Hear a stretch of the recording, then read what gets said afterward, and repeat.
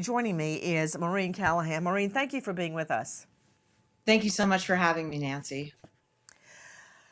Maureen, I'd like to hear your initial reaction when you learned that there had been not just one, but two deadly attacks on U.S. soil. Well, that both were on New Year's Eve, that both were in cities that are known for everything that Islamic fundamentalism seeks to destroy, which is hedonism, fun, joy, abandon. That they both were car bombs, both suicide bombers, really. The New Orleans attacker rammed into a crowd of people, but those are both tactics deployed now by Islamic fundamentalist terrorists in cities that have since hardened themselves as targets. We saw it 2 weeks prior in Germany with that horrific attack on the Christmas market. Officials there refused to sort of even entertain the idea that it could have been related to Islamic fundamentalism, as did the FBI here initially. And I thought that this is so symptomatic of a larger problem in America, which goes to the progressive left and Biden having blood on their hands in refusing to call these things what they are. You know, Maureen, I try very hard to stay away from politics because, in my mind, all politicians are swimming in a cesspool, and I don't want to be in that. I try to keep my eye on the prize of solving unsolved homicides, finding missing people, especially children. Here, I think I'd like to approach a bigger picture, that it's not just one party or the other, it's a lax attitude.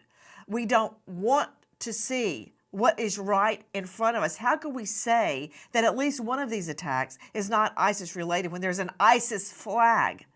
I lived through 9/11. I was in New York when the towers fell.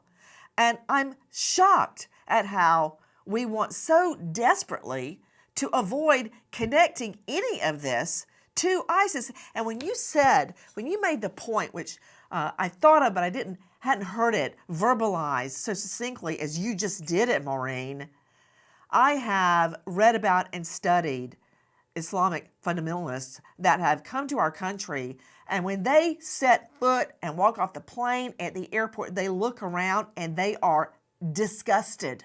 They're disgusted by women wearing a pair of shorts or women with their faces not covered, not wearing a burqa, of the consumerism in the U.S. They hate us and everything we stand for. And I'm not saying we stand for consumerism.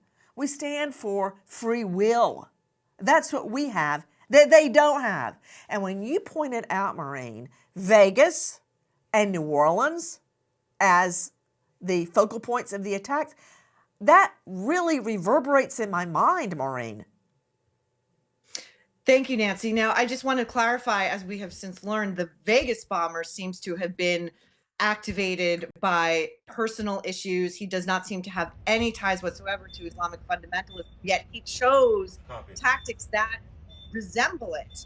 And the iconography is unmistakable. And Elon Musk designed Cybertruck outside of a Trump hotel in Vegas.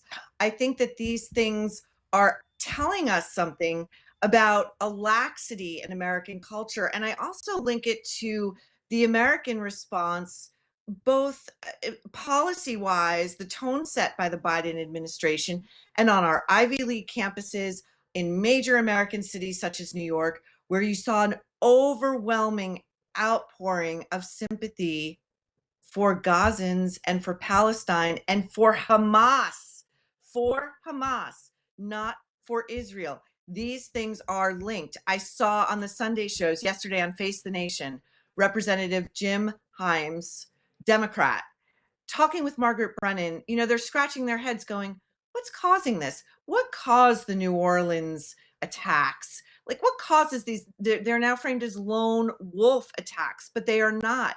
These ideas are viral. They are a virus. We don't know this guy's extent of involvement with ISIS, but he left his Quran open to a significant passage that talked about slaughter.